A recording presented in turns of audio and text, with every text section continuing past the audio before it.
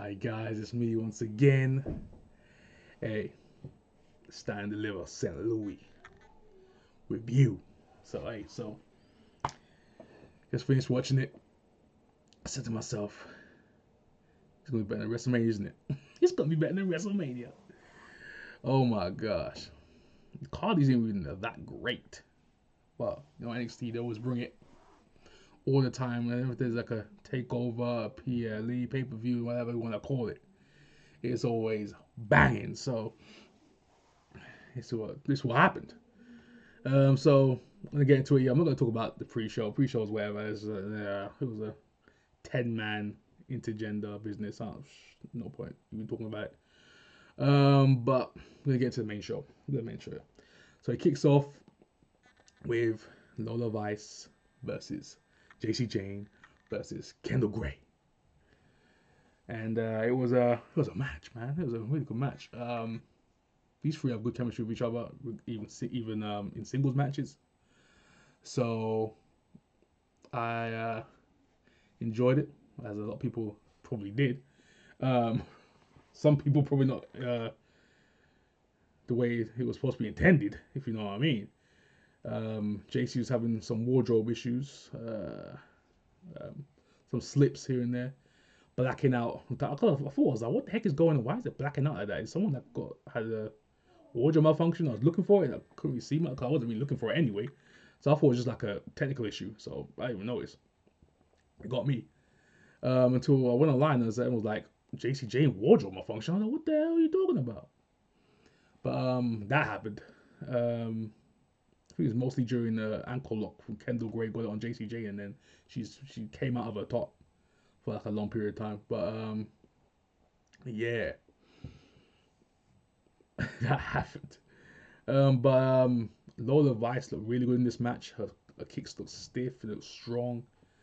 Not usually her light little kicks that she uses, little soft kicks she does. It was much more stiff in this match, which I liked. They were laying it in. Kendall Gray was suplexing the heck out of him. JC Jane was just striking with the best of them. JC Jane is a great striker, by the way. Her stuff looks snug. Ask Gigi Don about that.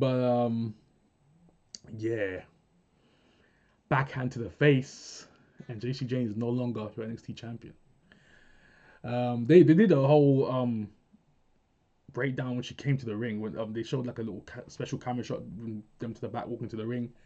JC Jane's one was like a rundown of her entire reign, so it looked like a farewell tour. She even hugged Fallon and Laney, you know what I'm saying?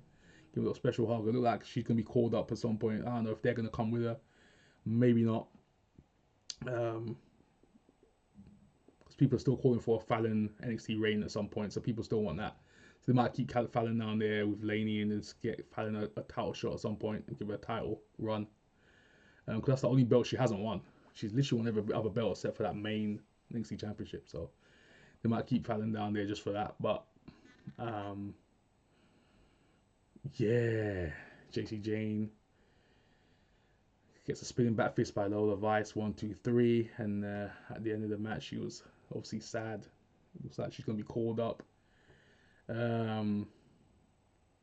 Yeah, it looked like it's her by herself. It looked like a farewell to everyone, like even her own team. So we might even get the breakup spot with Fallon and JC. We might even get that. She might just be called up like literally next week or something. But we gotta see how that goes. Kendall Gray looked great. Lola Vice, like I said before, she's a new champion. So we're gonna see how that goes. So you're gonna follow up that as the weeks go. Oh, also I forgot the intro for the main show. Shawn Michaels came out with Sexy Red. I was like, oh my gosh. Shawn Michaels came out first, then he called out for Sexy Red, then she came out. Then they'll dance with each other, and I was like, oh my gosh. Sexy Red and Shawn Michaels, man. That's a special partnership right there. I like it. I like Sexy Red, so I like Sexy Red. And she's not a person who I thought I would like, but I actually like her. She's very entertaining, very fun. She keeps up with the wrestling entertainment business as well, so she's very in tune with what's going on. So I respect that, and when he does that, thumbs up. So that happened to start the show, and then obviously the women's title match. And after that, what was after that? I think it was the tag match. Let me just make sure. I think it was the tag match. I think it was. Yeah, Vanity Project versus Rio and Bravo, aka Pete Dunne and Tyler Bate, with Vanity Project's guy on the outside. What was his name? I never remember his name. What was his name? His name is Jackson Drake. Jackson Drake, bro. I'm not a fan of Jackson Drake. I don't know. I like Vanity Project themselves, but Jackson Drake, I'm not a fan of. At all. He's the Evolve champion still. I'm not a fan of him at all. Yeah, he still is the Evolve champion. I think he is. Yeah. But Kaiser, obviously Americano. So Mexico love these guys. The Americanos and they love these guys. I can see why, because this match was. I'm still upset with what they did to my boys, Tyler Bate and Pete Dunne. I'm still upset about that. I'm upset, bro. Especially Pete Dunne. I'm a massive Pete Dunne fan. This is just like, this is disgusting. But in Mexico, it's working. And at some points in America, it's working as well. So they're getting cheers, they're getting pops. So they're still working. They're still working, man. That's good to see. But they put up a great match here with the young guys, Vanity Project. Booker T putting up a Vanity Project as he should. They're literally his guys. They're in ROW from time to time, so he's obviously helping them out, training them up. So he's got a bit of bias there. He's got a bit of bias there in terms of the match. But Vanity Project gets the win. They keep the belts as tag team champions. Obviously Jackson Drake running interference. Americano tried to do his headbutt spot. That didn't work out because they stole the metal plate. So that was that. They're still your tag team champions, Vanity Project. I'm a fan of them. I'm a fan of Vanity Project, minus Jackson Drake. Yeah. That was a good match. After that, so 2 thumbs up so far on the main show. Oh yeah, the grudge match.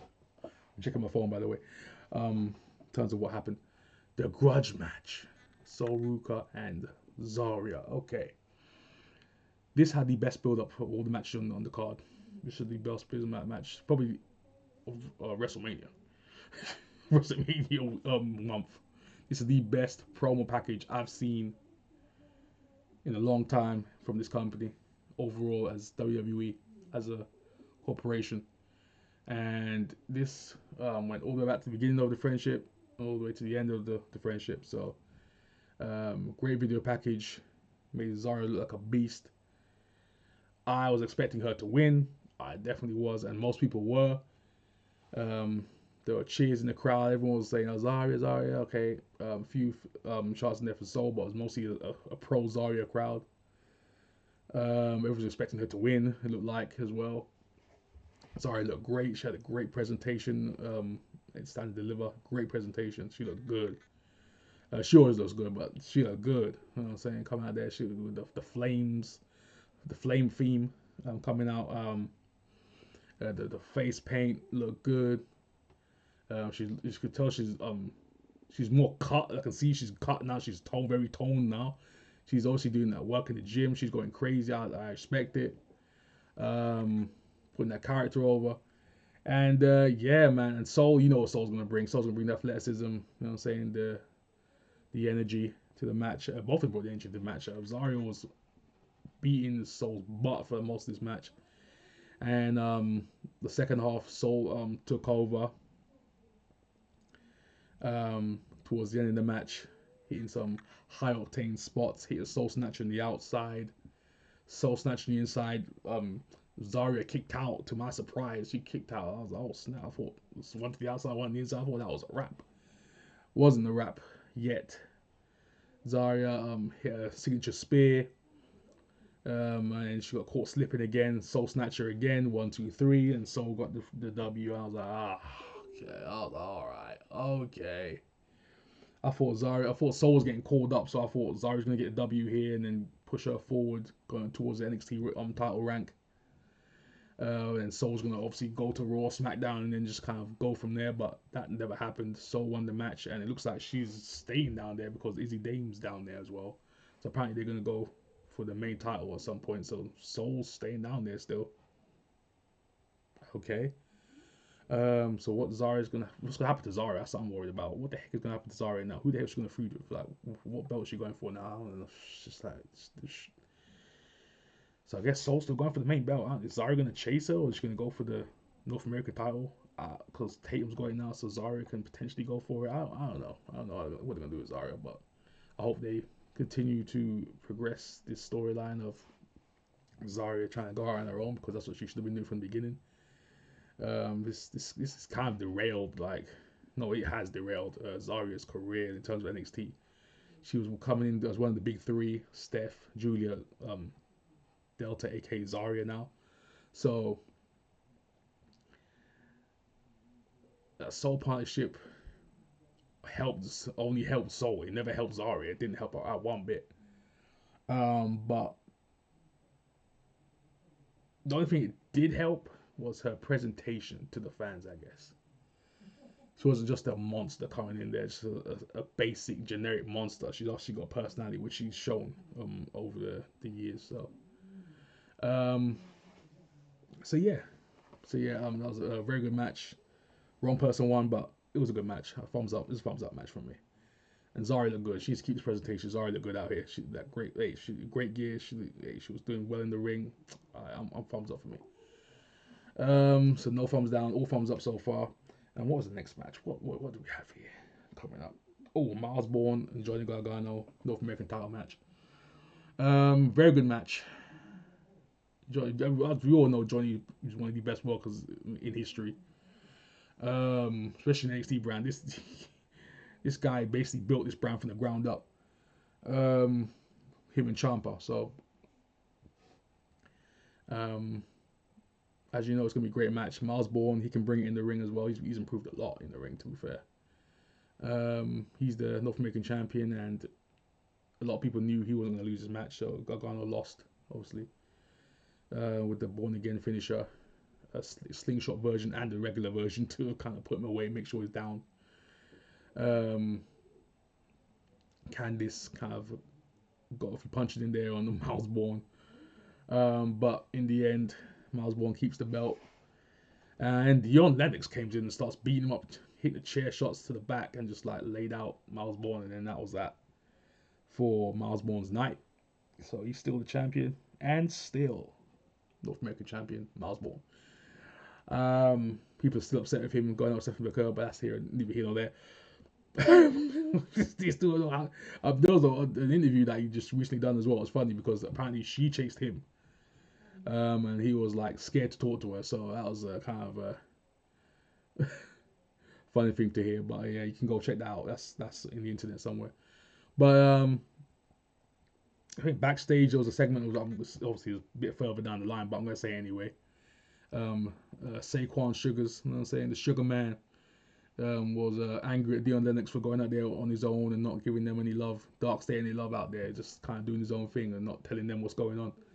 And Dion Lennox had to kind of calm down because Saquon was like, hey, you're up here and we down here. We eating scraps. What's going on there? What's going on? What's going on? So Dion had to kind of calm down, as I said before, to kind of bring him along. He said, hey, we all going to eat. So then they kind of walked off. Dark State strikes, nobody's safe. So that was the kind of motto of the end of the segment. So that was that. And then after that, what was that? Let's see, what was after the Miles Bourne match? That was, oh my God, Tatum and Blake. Ooh, two of my faves, two of my favorites in the world today. Tatum Paxley versus Blake Monroe. North American Women's Champions match. So we got this one. So North American title matches back to back. So Blake Monroe's obviously, for anyone who doesn't know, Blake has the North American title, just parading it around, even though she isn't the champion, so she stole it essentially. Tatum was trying to get it back, so she kind of made the proposition to Blake to kind of have a match, and I'll win it fair and square from you. Even though it's mine anyways, but I'm gonna win it back for you fair and square. I'm just gonna beat you up and take it from you. So Blake agreed, and then that. So then we had this match. Very great, very good match, I should say. Bordering on great. Tatum and Blake have so much charisma. Both of them have so much charisma. It's crazy how much charisma they both have. Tatum on the main show has high potential of going far. If they book Tatum right, she can go very far. But I don't know how Triple H will see Tatum Paxley. It's going to be very interesting to see how Triple H sees Tatum Paxley in terms of her look and her vibe. So we're gonna see how that goes. Blake is gonna go. She's gonna just go. She's gonna go straight to the top. She's gonna right there. She's gonna do right that. Yeah, they're not messing with Drake. Hey, Blake. Blake is gonna be a main eventer as soon as she hits the main roster. So that's good. There's no problems there with Blake Monroe. It's gonna happen. It's just Tatum I gotta watch it for. Just Tatum's the one we gotta watch to see how well she does. But yeah, man, they was move for move, hold for hold, strike for strike. They beat each other up. They were outside the ring maneuvers. Tatum sold a separate shoulder spot, an injury throughout the match. Blake was working on the arm, the shoulder, but Tatum Paxley pulls it out. What's her finisher called again? The upside down. What's it called? Cemetery Drive. That's what it's called. I literally just thought about it. I was like, wait, Pet Cemetery and Cemetery Drive. I literally thought about it. I know it's a horror movie name. Well, based off it. But yeah, Cemetery Drive hits that kind of cartwheel, leg, and arm trap, spin, driver, 1, 2, 3 on Blake Monroe. So Blake loses. I was like, oh, Blake lost. I was kind of surprised a little bit. I was like, oh. Tatum pins Blake Monroe. She kind of loses another big match again. But yeah, Blake lost again. I was like, okay. And then there was a backstage segment after this, by the way, as well. Tatum obviously hugs up Shiloh and Hank and Tank, and Eli Knight's back there. Apparently, I think he's got a new name now because apparently he's too close to LA Knight, which I thought anyways. I don't know why they gave him that name Knight when LA Knight's there. But I think he's called EK Prosper or something now, so people are calling him apparently. I don't know. Yeah, so that happened. Tatum was all celebrating with them. They walk off, and then you see Blake, all beat up. And Vanity Project speaks to her, and then apparently they're gonna team up. So Tatum's got her own little clan, and Blake's gonna have her own little clan, Vanity. Vanity Glamour, makes sense. But yes, there's that. So yeah, so Tatum gets the surprise win. I didn't think she was gonna win, but she won. Because there was another big match that Blake was in, and she's lost it again. I was like, oh, thing with Blake, I don't see Blake holding the main belt. I think they're gonna fast track Blake on the main roster. I think it's gonna happen. She's just gonna disappear one day, and we're gonna say, "What the heck is Blake Monroe?" And you're just gonna see her pop up on the main roster out of nowhere, beating up Tiffany Stratton or beating up Charlotte Flair or something like that. But we'll wait until that time comes. But main event time, we got Tony D. We got the Tony D, versus say his name and he appears. Joe Hendry and Ricky Saints. And Ego. So it's 4-way matchup. And I was like, this is a good match. This is a really good match. But at the same time, I think to myself, that triple threat should have ended the show, bro. This is a good match. Don't get me wrong. Don't get me wrong. Don't get me wrong. The women are holding it down. I'm saying it right now. The women are the best thing about this show. Best storylines, best characters, best matches. That's all I'm saying right now. This match is a good match. A really good fatal 4-way. Tony D gets the W. Choke slams Joe Hendry through the mat. Almost. Call it the deal? Was it called I can't remember what it's called. He called it a new name now. Death Warrant or something like that. Something crazy. But yeah, Tony D, he's massive now. He's huge. He's a huge guy now. This guy's been in the gym. He's been going crazy, hair out. He's going mad. Still needs to brush up on his character a little bit more. He's kind of just generic right now. He's in a generic state right now. He needs to get his character kind of tweaking little things here and there because he's just kind of staring at the camera like looking crazy. Yeah, so he's the NXT champ now. So that's gonna be interesting to see how they book this. I don't see him holding the belt for very long. I don't see him doing that. I don't see this. I have feelings because Keanu Carver is coming. Because there was a little preview. Keanu Carver is coming up, bro. He's gonna get past Jasper and Briggs at some point, and Keanu is coming for that belt. Keanu is coming for that belt. Just mark my words. He's gonna be NXT champion very soon.